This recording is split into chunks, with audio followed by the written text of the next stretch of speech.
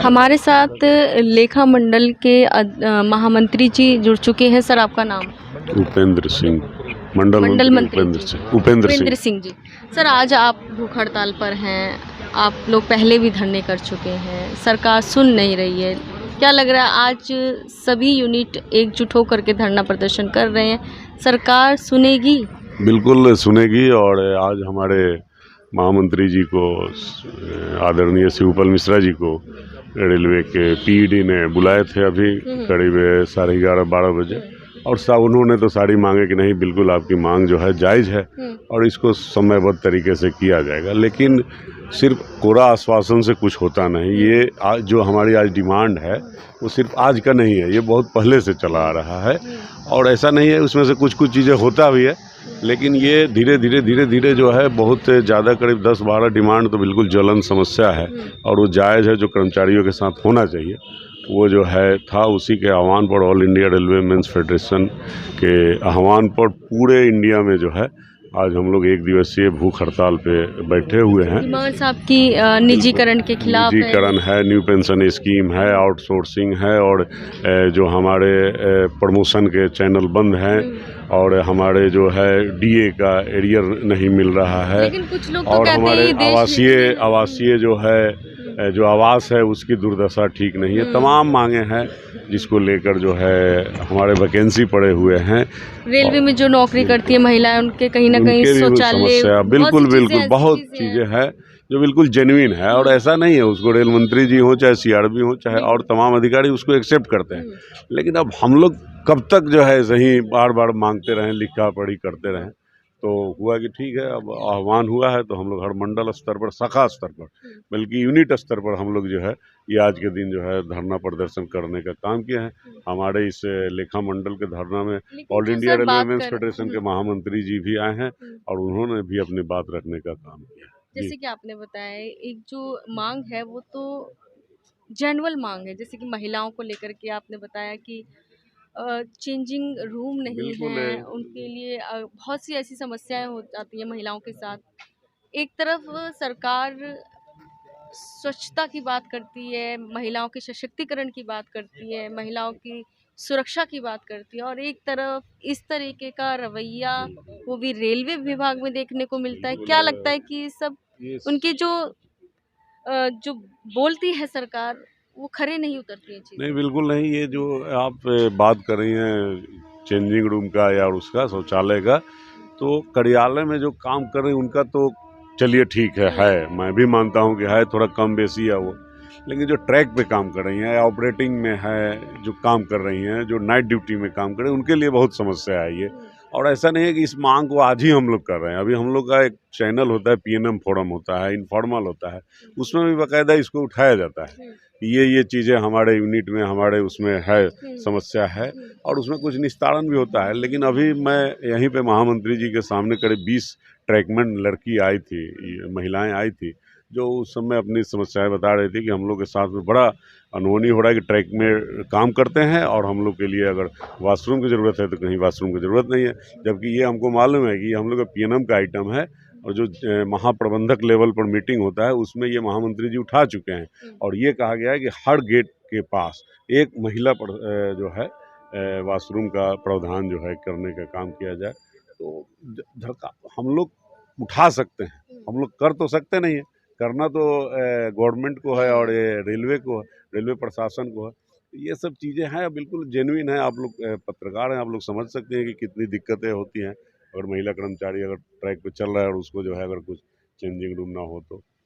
ये मांगे हैं और तमाम ऐसे भी मांगे हैं। हॉस्पिटल की भी दुर्दशा ठीक नहीं है, अभी इतना आउटसोर्सिंग है कि आपको लगता है जैसे किसानों के बिल आए थे, फिर सरकार ने चुनाव जब आए तो वापस ले लिए, आप लोगों का भी जो समस्या है वो होगा उसमें बिल्कुल हम लोग को लग रहा है? बिल्कुल संघर्ष करेंगे तो ज़रूर। हमको लग रहा है कि ओल्ड पेंशन स्कीम वापस आएगा, क्योंकि जो स्टेट गवर्नमेंट का 2-4 स्टेट गवर्नमेंट जो है अनाउंस कर दिया है कि मैं अपने यहाँ जो है new pension scheme, national pension scheme को बिल्कुल ख़त्म करेंगे। तो उसमें हमको लग रहा है कि अगर हम लोग संघर्ष करेंगे तो ये बिल्कुल जायज़ है। देखिए आज मेरे साथ में करीब रेलवे में 70% जो है युवा कर्मचारी है और वो बेचारा मतलब उसको उम्मीद नहीं है कि क्या, मतलब उसको तो लग रहा है ना कि हमारे पुराने लोग ही जो है संघर्ष किए हैं कि ये रेल बचा हुआ है। तो न्यू पेंशन स्कीम में अगर हम पुराने के साथ संघर्ष करेंगे तो ये न्यू पेंशन स्कीम जरूर जो है वापस होगा। इसीलिए हमारा अभी सभा हुआ था, इसमें कम से कम 80% युवा साथी बैठे हुए थे अच्छा ये और बताइए सर, वो अगर संघर्ष को देख अगर रहे हैं कि all India railway men's federation, northern railway men's union ही है जो ये न्यू पेंशन स्कीम को वापस लाने के काम। ये बताइए सर, जनता जो है वो सब चीज़ें देख रही है, लेकिन जनता भी क्यों नहीं समझ रही है? क्या उनको बताया नहीं जा रहा है या वो समझ नहीं पा रही है? इससे जो निजीकरण हो जाएगा उससे नुकसान सबसे ज़्यादा किसको होगा? नहीं, ये ऐसा है जनता कि को होगा। बिल्कुल आप सही कह रही हैं। इस पर हमारे महामंत्री जी और all India railway men's federation ने बड़ा गहन विचार किया और विचार करने के बाद में हम लोगों ने एक वो समन्वय समिति बनाया है जो स्टेशन के ऊपर, हर स्टेशन के ऊपर वहाँ के लोकल लोगों का और रेल कर्मचारी मिल के एक कमेटी बनाया है और वो उसका मीटिंग हम लोग कराते हैं और वो जो यूजर है वो जाके अपने जो है क्षेत्र में और गांव में किसानों को और गरीबों को सबको जो है बताने का काम कर रहा है। और ये हमको नहीं लग रहा है कि ये इतना सक्सेस हो पाएगा, लेकिन ये जो सक्सेस वो इनका प्राइवेटाइजेशन, क्योंकि गांव के लोग भी धीरे धीरे जागरूक हो रहा है। अब आप गांव में जाइएगा तब देखिएगा कि रेलवे ही एक ऐसा महकमा था कि आज गांव में लोगों को, एक आर्मी था जो आर्मी का ये 4 साल वाला हो गया, अब रेलवे पे ही वो टिका है। तो लोग भी समझ रहे हैं कि नहीं, रेल को जो है सरकारी रहना चाहिए और उसमें हम लोग वो समन्वय समिति बना के और जो उसको बताने का काम कर रहे हैं कि निजीकरण जो है आम आदमी के लिए ठीक नहीं है। जनता से कुछ अपील करना चाहेंगे? बिल्कुल, मैं यही अपील करूंगा कि जो लड़ाई लड़ रहे हैं वो सिर्फ रेल बचाने की लड़ाई, रेल बचेगा तो देश बचेगा, हमारे महामंत्री जी कहते हैं। और ये रेल जो है लाइफ लाइन है, तो ये सिर्फ रेल कर्मचारी की लड़ाई नहीं है, ये आप लोग की भी लड़ाई है, जनता की भी लड़ाई है। इतना सस्ता सफ़र में शायद ही कोई और सियोरिटी और सिक्योरिटी और पंक्चुअलिटी के साथ कोई साधन होगा जो गरीब गुरबा को जो है एक जगह से दूसरे जगह भेजने का काम। तो कहीं न कहीं जनता जनार्दन होती है, जनता यदि सत्ता पे बैठाना जानती है तो सत्ता से गिराना भी जानती है। वो तो और 2024 का चुनाव भी आ रहा है, तो जनता चाहे तो बहुत कुछ हो सकता है। बिल्कुल, जनता चाहे तो क्यों नहीं हो सकता। जनता को हमारी लड़ाई में जो है आगे बढ़ चढ़ सहयोग के करना हिस्सा चाहिए। लेना चाहिए। ठीक, ऐसे ही। धन्यवाद। नमस्कार, मैं हूँ नई दिल्ली के रेलवे स्टेशन के पास और यहाँ पर रेलवे कर्मचारियों का जो है धरना प्रदर्शन चल रहा है। इनका धरना नई दिल्ली के जंतर मंतर पर भी हुआ था और यहाँ पर भी चल रहा है।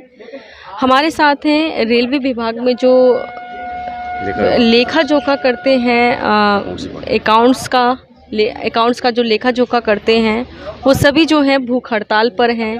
इनकी डिमांड्स हैं सरकार से कि जिस तरीके से बातें आ रही हैं सामने, सुनने को भी आ रहा है और कई ऐसे स्थान हैं जहां पर निजीकरण हो भी चुका है और कहीं ना कहीं रेलवे को भी जो है निजीकरण करने की बात सुनने में आ रही है। और बात करें हम पेंशन्स को लेकर के भी, जो पेंशन्स मिलनी चाहिए वो इनको नहीं मिल रही है। सर, आपका नाम जानना चाहेंगे? मेरा नाम राजेश कुमार है। बेसिकली जो रेलवे कर्मचारियों की मेन समस्या है वो ये है न्यू पेंशन स्कीम की। रेलवे ने 1 जनवरी 2004 से जो लोग रेलवे में भर्ती हुए हैं उनके लिए न्यू पेंशन स्कीम लागू कर दिया, जिसके लिए कर्मचारियों में बहुत रोष है। पहले रेल कर्मचारी को या सेंट्रल गवर्नमेंट एम्प्लॉई को अपना रिटायर होने के बाद उसके फ्यूचर सिक्योर लगता था क्योंकि उसको पेंशन मिला करती थी। लेकिन जब से न्यू पेंशन स्कीम लागू हुई है उसको अपना फ्यूचर सिक्योर नहीं नज़र आ रहा। जब तक वो नौकरी करेगा तो उसके बाद उसको नौकरी करेगा, उसको सैलरी मिलेगी, लेकिन रिटायरमेंट के बाद उसको अपना फ्यूचर सिक्योर नहीं आ रहा कि वो अपना जीवन यापन किस तरह से करेगा। तो इसके लिए पूरे रेल कर्मचारी में रोष है जो एनपीएस के अंतर्गत आते हैं, जो 1 जनवरी 2004 के बाद भर्ती हुए हैं। इसके लिए एआईआरएफ और नॉर्दर्न रेलवे मेंस यूनियन बहुत पुरजोर इसका विरोध कर रही है और उसके लिए कोशिश ये हो रही है कि सरकार एनपीएस को वापस ले और पुरानी पेंशन योजना बहाल करे, ताकि रेलवे के रिटायर कर्मचारियों का भविष्य सुरक्षित हो सके और वो अपना जीवन यापन कर सकें। इसके लिए आज सरकार तो कह रही है ना कि ये तो पब्लिक के हित में है, जो हम स्कीमें लेकर आ रहे हैं वो पब्लिक के हित में है। कहीं पर भी किसी एंगल से ये नहीं लगता कि ये कर्मचारियों के हित के अंदर है। उसका कारण ये है कि हम लोग क्या पब्लिक के हित में है? पब्लिक हित में भी नहीं है। रीज़न ये है कि जो आपकी सैलरी से पैसा कटा आपके पीएफ के नाम के ऊपर, वो जाके किसी फंड के अंदर लग गया, म्यूचुअल फंड के अंदर लग गया, शेयर मार्केट के अंदर लग गया। उसकी क्या ग्रोथ हो रही है और हो भी रही है नहीं, ये उनको नहीं मालूम, उन कर्मचारियों को जिनका खून पसीने की कमाई कट गई है। लेकिन अगर ये पैसा पीएफ फंड के रूप में रेलवे के पास रहे तो कर्मचारी एक तो उसको इजीली विड्रॉ कर सकता है और रिटायरमेंट पर उसको पेंशन के रूप में मिल जाता है पीएफ का पैसा। लेकिन यहाँ पर PF plus government contribution plus employ contribution market में फंड चला जाता है, और अगर मार्केट डाउन हो जाएगी तो वो डाउन हो जाएगा और उस कर्मचारी को पैसा नहीं मिलेगा, उसको पेंशन नहीं मिलेगी। तो इसलिए कर्मचारियों का पुरजोर विरोध है इसके अंदर। इसलिए हमारी नॉर्दर्न रेलवे मेंस यूनियन के मंच से और एआरएफ के मंच से सरकार से ये अपील है कि पुरानी पेंशन योजना को फिर से बहाल किया जाए और एनपीएस को तुरंत वापस लिया जाए, जिससे कि कर्मचारियों का भला हो सके और वो अपना रिटायरमेंट के बाद जीवन यापन सही ढंग से कर सके। आपको क्या लगता है ये जो योजना लेके आ रहे हैं इसमें और किसका भला होने वाला है? इसमें बेसिकली पूंजीपतियों का भला होने वाला है। कारण ये है कि पहले रेलवे का पैसा, रेलवे का पीएफ से पैसा कटा हुआ रेलवे के पास रहता था, लेकिन अब वो पैसा पूंजीपतियों के पास चला जाता है। कहीं ना कहीं उस पैसे को दूसरी तरफ लगा दिया जाता है, जिससे सरकार कर्मचारियों का भला तो बिल्कुल नहीं कर रही, लेकिन पूंजीपतियों का भला जरूर कर रही है। तो अब 2024 में चुनाव आ रहे हैं, क्या लगता है कि आप लोग 24 में कुछ उनको इस चीज का खामियाजा भुगतना पड़ेगा सरकार को? देखिए, मैं भविष्यवक्ता तो नहीं हूँ, लेकिन इतना नहीं, जरूर फिर कह भी सकता आप हूँ। लोगों ने कुछ तो सोचा यस। होगा ना, आप सब यूनिटी में हैं। बिल्कुल बिल्कुल, वो ये है कि अभी राजस्थान सरकार ने और वेस्ट बंगाल सरकार ने एनपीएस को कैंसिल किया है, पुरानी पेंशन योजना बहाल कर दी है।